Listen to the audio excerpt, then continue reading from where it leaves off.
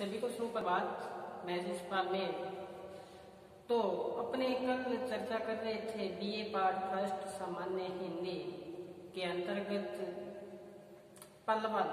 हमने एक दो पलवनों पर काफी गहन चर्चा की। आज फिर हम पलवन पर चर्चा करने वाले हैं, तो आप मन लगा के इसको अच्छी तरह से सुने। तो जैसे पलवन आएंगे, कोई सी पंक्ति सार्थक पंक्ति आपको एग्जाम में मिल जाएगी, उसमें 2 या 3 पंक्तियां मिलेगी, उसमें से आपको एक पर पलवन करना होगा या वृद्धि करना होगा। तो किस प्रकार से करें? जैसे आ जाए कि जीवन एक फूल है, जीवन एक फूल है और प्रेम उसकी सौगंध है। प्रेम उसकी क्या है? सौगंध है। इस प्रकार से आपसे पूछ लिया जाए वहां से, या ऐसा पूछ ले कि मन के हारे हार है, मन जीते जग जीत। ऐसा भी पूछ सकता है। या ऐसा पूछ सकता है कि पूर्व चलने की बटोही, जैसे कल चर्चा की थी, बाट की पहचान कर ले, या दुख की पिछली रजनी बीच विकसता सुख का नवल प्रभात। या ऐसा पूछ ले कि साहित्य समाज का दर्पण है। कोई सी पंक्ति उठा के आपसे पूछ सकता है। या ऐसा पूछ ले कि जाके न पट्टी पेड़ बिवाई, वो क्या जाने पीर पढ़ाई। ऐसा भी पूछ सकते हैं। तुलसीदास जी की कोई पंक्ति पूछ सकते हैं बीच में से। तो ये है पलवन, उसका अपने विस्तार करना है इसका। तो विस्तार करेंगे तो किस प्रकार से करेंगे? जैसे कल हमने इसके बारे में वर्गीकरण करने के बारे में या भाव विस्तार करने के बारे में काफी गहन चर्चा हुई थी। उसी के अंतर्गत आज हम उसी पर चर्चा करेंगे। तो जैसे पूछ रहे हैं कि प्रेम, जो जीवन एक फूल है, जीवन एक फूल है और प्रेम उसकी क्या है? सौगंध है। तो फूल सभी ने देखा है, फूल वही अच्छे लगते हैं जिसमें क्या हो? खुशबू व्याप्त हो। वही फूल हमें अच्छे लगेंगे। फूल तो बहुत से हैं, लेकिन फूल ऐसे भी होते हैं जिसमें खुशबू नहीं होती, वो फूल हमें अच्छे नहीं लगते। तो वो फूल में जो खुशबू व्याप्त होती है, तो वो उसकी आत्मा है। खुशबू या सुगंध है, वो उसकी क्या है? आत्मा है। इसी प्रकार इस संसार में भांति भांति के इंसान है, मनुष्य है, तो उसमें भी क्या है? प्रेम होना चाहिए। मुख्य बात ये है, उसी में भी क्या होना चाहिए? प्रेम होना चाहिए। बिना प्रेम जीवन सार्थक नहीं है। तो अगर उसमें प्रेम है, जीवन में प्रेम है, ऐसी अनुभूति है, तो उसका जीवन क्या है? सार्थक है। बिना प्रेम से कुछ नहीं है। जैसे कहते हैं ना कि एक जगह एक पंक्ति आती है विस्तार, हालांकि इसमें ये नहीं होगा पलवन में, लेकिन मैं आपको बताऊं विस्तार से कैसे जोड़ना है आपको। कि जैसे कबीर ने कहा था कि जा गट प्रेम न सेंचरे, सो गट जान मसान, जैसे खाल लोहार की सांस लेत बिन प्राण। तो कहते हैं अगर जिस घट में प्रेम नहीं है, वो तो ऐसा घट है जैसे क्या है? शमशान हो। तो जिस हृदय के अंदर क्या है? वो प्रेम। ऐसा ही वो ही मनुष्य क्या है? सार्थक है। वही उसका जीवन सार्थक है जिसके हृदय के अंदर क्या पनपता हो? प्रेम। तो इसी प्रकार फूल वही सार्थक है जिसमें क्या हो? खुशबू व्याप्त हो। ऐसा व्याप्त हो जाने से, जीवन में प्रेम सुगंध का मिश्र हो जाने से जीवन में क्या आ जाएगी? महक आ जाएगी। जीवन सार्थक बन जाएगा। अब संसार में सुनो, हर चीज की उपलब्धता है, लेकिन अपने समस्या कहाँ रही है? प्रेम की, भाईचारे की, स्नेह की, लगाव की। जब ऐसा प्रेम उमड़ेगा, ऐसा लगाव होगा, तो फिर अमृत की बारिश होगी, बरसात अमृत की होगी। तो यही बात यहाँ बताइए कि जीवन एक फूल है, जीवन एक फूल है और उस फूल में क्या होनी चाहिए? खुशबू होनी चाहिए, सुगंध होनी चाहिए। बिना खुशबू से जीवन में क्या है? उस निस्सार है, उस जीवन क्या है? थोता है, फायदा नहीं है।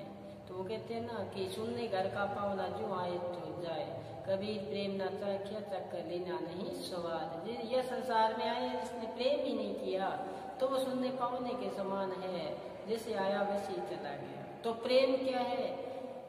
जैसे प्रेम के बारे में तो हिंदी साहित्य में तो बहुत सा बड़ा पड़ा है। हिंदी साहित्य प्रेम के अंतर्गत प्रेमी ढूंढत मैं फिरूं, प्रेमी मिले न कोई, प्रेमी से प्रेमी मिले, गुरु भक्ति दल हो देखो। कहते प्रेम करने वाले को ढूंढता फिर रहा हूँ। यहाँ हर मनुष्य के अंदर व्याप्त प्रेम है। उस प्रेम को क्या है, समस्या यहीं आ रही है, पनप नहीं रहा है, वो पनपना चाहिए। तो फूल वही सार्थक है, उसमें क्या हो, खुशबू। मनुष्य वही सार्थक है जिसके हृदय के अंदर क्या हो, प्रेम हो। प्रेम है तो जीवन क्या है, सार्थक है। इंसान जन्म लेने का आनंद तभी है तब क्या उसमें हो, प्रेम। यहाँ आगे हम सभी के साथ क्या करना है, प्रेम। वही बात यहाँ बताई है कि जीवन एक फूल है और उसमें व्याप्त जो सुगंध है वो उसका क्या है, प्रेम है। तो इस प्रकार की पंक्ति पूछ सके आपसे, तो उसमें आपको पलवन करना है, भाव विस्तार करना है, वृद्धि करना है। 10 या 12 पंक्तियों के अंतर्गत है, मौलिक सी बातें, पास की सी बातें हो वो आपको उसमें से अंकित करनी है। तो आपके जो 5 अंक है उसमें किसी प्रकार की क्या नहीं होगी, कटौती नहीं होगी। इसी प्रकार से आपसे पूछ ले कि मन जीतते जीत है, मन के हारे हार। हम कोई कार्य करते हैं तो मन की रुचि के अनुसार ही करते हैं। पहले ही मन में निराशा ले आए, नकारात्मक भाव ले आए तो हमारा कार्य सिद्धि होगा ही, कार्य पूर्ण नहीं होगा।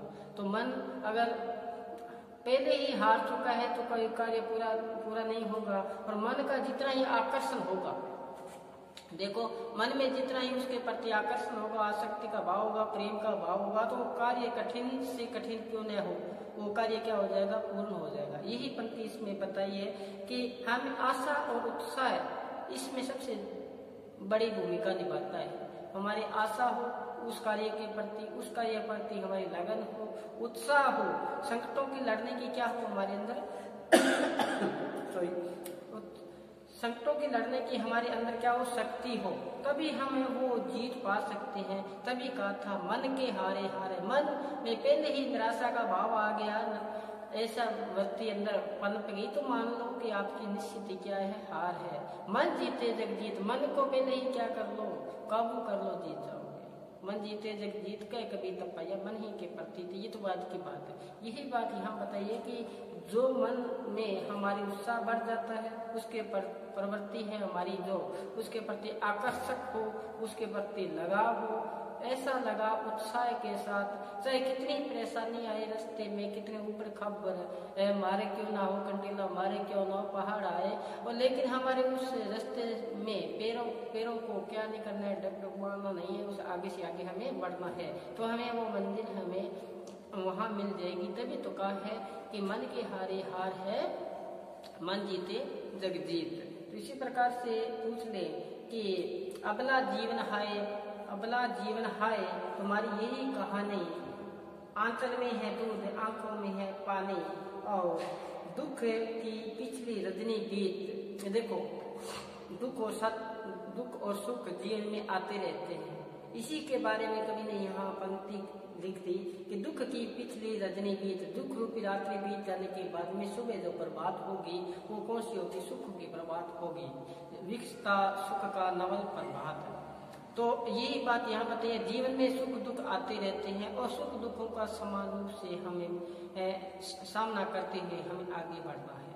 यही बात संकेत यहाँ की है। कहते ना कि एक दिन आते हैं ना कि आज बचपन का कोमल घात, जरा का पीला पात, 4 दिन की सुगंध चांदनी, फिर अंधकार अज्ञात। आज मान लो हमारा जीवन कोमल है तो कोमल घात है हमारा, फिर जरा का पीला पात, ये सब में अवधि बीत जाने के बाद में वैसे वैसे हमारे अंदर परिवर्तन आते रहते हैं। इसी प्रकार से रात निराशा का प्रतीक है और सुबह आशा का प्रतीक है। जैसे दुख चले जाएंगे, रात्रि रूपी दुख चले जाएंगे तो सुबह उदय होगा सूर्य के साथ, आशा रूपी किरण के साथ। तो हमें दुखों से कभी घबराना नहीं चाहिए, हमें उसका मुकाबला करना चाहिए। यही पलवन है। अब हम चले, एक पलवन मैंने यहाँ बोर्ड पे अंकित किया है, आप गहराई के साथ समझो उसको अच्छी तरह से। तो क्या बताया है, ऐसा आ जाए वहाँ पे आपके सामने, यही आ जाए, मान ले यही आ जाए एग्जाम में, तो किस प्रकार से आप करोगे। तो ये मैंने यहाँ पे बोर्ड पे लिखा है और साथ साथ में आप भी समझे क्या बताया। देखो ये सामान्य हिंदी के अंतर्गत पलवन है। जो इस प्रकार से पलवन आएगा, श्रद्धा का व्यापार स्थल विस्तृत है। पहले देखो ध्यान से सुनो, श्रद्धा का व्यापार स्थल विस्तृत है, प्रेम का एकांत। तो जो अपने किसी के प्रति श्रद्धा रखते हैं उसका व्यापार स्थल है वो क्या है, विस्तृत है। और प्रेम का एकांत, हम किसी पात्र से प्रेम करते हैं, लगाव रखते हैं, वो पात्र एक होगा। क्या होगा, एक होगा। श्रद्धा रखने वाले पात्र कितने होंगे, अनेक होंगे। यही बात यहाँ बताइए, तभी बताया है कि श्रद्धा में तो क्या है, विस्तृत है, और प्रेम में क्या है, एकांत है। अब देखो सुनो कि प्रेम घनत्व अधिक है। प्रेम में क्या है, घनत्व अधिक है। एक पात्र दूसरे पात्र से प्रेम करता है। जैसे दीपक के जलने में आली, पतंगे की भागे लिपि काली। दीपक और पतंगा आपस में क्या करते हैं, स्नेह करते हैं, लगाव रखते हैं। इस तरह लगाव रखते हैं कि अपने आप को उस पर क्या कर देता है, न्यौछावर कर देता है। प्रेम दोनों ओर पलता है। प्रेम कितना होता है, दोनों ओर होता है। तो श्रद्धा का जो व्यापार है वो क्या है, विस्तृत है। तो क्या कहते हैं कि प्रेम में घनत्व अधिक है और श्रद्धा का विस्तार है। श्रद्धा में क्या है, विस्तार है। अब देखो सुनो आगे, किसी मनुष्य से प्रेम रखने वाले एक या दो ही मिलेंगे। किसी मनुष्य से प्रेम रखने वाले एक या दो ही मिलेंगे। प्रेम रखने वाले कितने होंगे, एक या दो। और पर उस पर श्रद्धा रखने वाले सैकड़ों हजारों करोड़ों मिल जाएंगे। श्रद्धा रखने वाले सैकड़ों हजारों करोड़ों मिल जाएंगे, लेकिन प्रेम रखने वाले एक या दो ही पात्र होंगे। आगे देखो कि एक या दो ही मिलेंगे, पर श्रद्धा रखने वाले सैकड़ों हजारों करोड़ों मिल जाएंगे। श्रद्धा और प्रेम में अंतर यह है कि श्रद्धा और प्रेम में अंतर यह है कि प्रेम स्वाधीन कार्यों पर निर्भर नहीं करता। कोई पात्र क्या करता है, नहीं करता, ये उस पर निर्भर नहीं करता। कौन, प्रेम। और प्रेम स्वाधीन कार्यों पर निर्भर नहीं करता। और क्या कहते हैं, किसी की सुंदर आंख या नाक देखकर उसके प्रति श्रद्धा उत्पन्न नहीं होगी, प्रीति उत्पन्न होगी। उसके प्रति क्या होगी, प्रीति उत्पन्न होगी। तो बताया कि प्रेम के लिए इतना ही आवश्यक है कि मनुष्य उसे अच्छा लगे, परंतु श्रद्धा के लिए आवश्यक है कि मनुष्य किसी बात में बड़ा होने के कारण हमारे सम्मान का पात्र हो।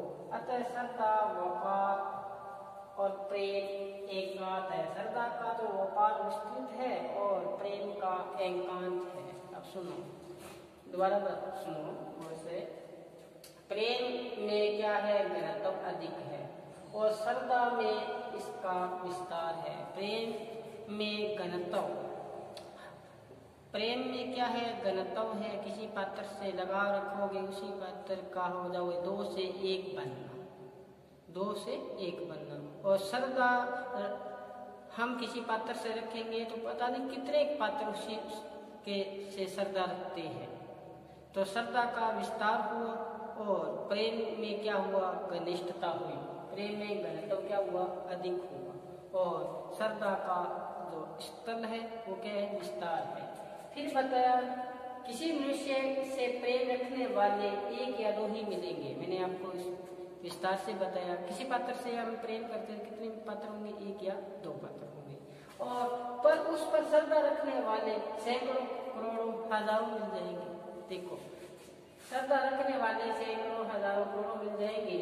और श्रद्धा और प्रेम में अंतर यह है कि प्रेम स्वाधीन कार्यों पर निर्भर नहीं करता कि व्यक्ति क्या करता है, कैसा क्या करता है, उसके प्रति प्रेम नहीं है।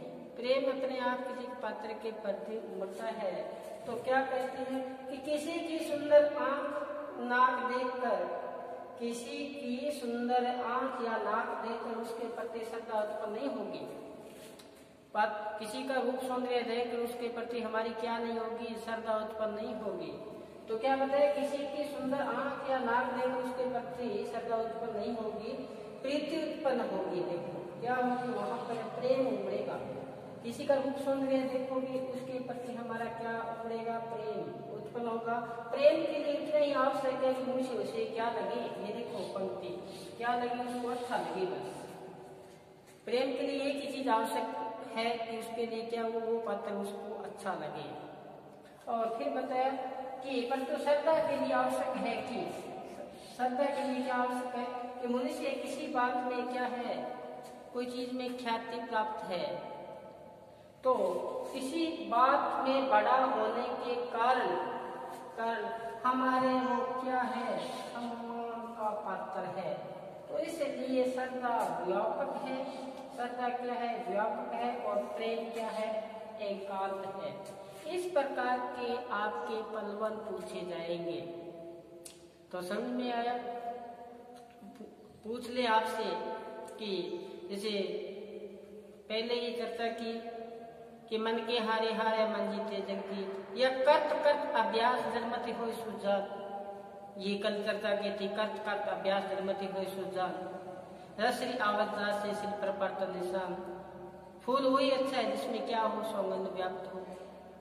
कुछ ही पूछ सकता है, कहीं से पंक्ति उठा के पूछ सकता है। ये आपके विवेक पर क्या करता है, निर्भर करता है कि आप उसमें कितने पूर्ण हो। इसमें क्या करना पड़ेगा, अभ्यास करना पड़ेगा थोड़ा सा, और साथ साथ में आप जितना आपको करवाए ऐसा करो। इसमें से पूछ लिया जाएगा एक प्रश्न। आशा करते हैं कि इसमें से आपको प्रश्न जो आपका वहाँ आएगा पलवन, इसमें पूछ लेंगे। आगामी क्लास में हम संक्षिप्तीकरण के बारे में पढ़ेंगे, और आज हम पलवन के बारे में पढ़ेंगे। आगामी क्लास में संक्षिप्तीकरण के बारे में चर्चा करेंगे। आज बस इतना ही। तो घर पर रहें, सुरक्षित रहें और पढ़ते रहें। धन्यवाद।